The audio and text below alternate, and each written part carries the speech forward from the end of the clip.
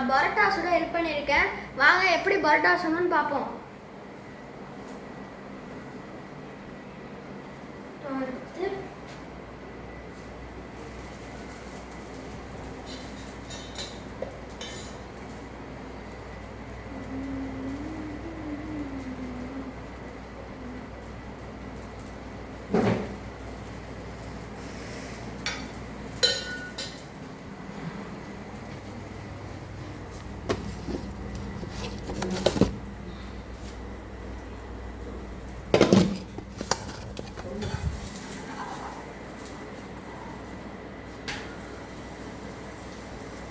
பார்த்தீங்களா ஃப்ரெண்ட்ஸ், பரோட்டா சூப்பராக வந்திருக்கு.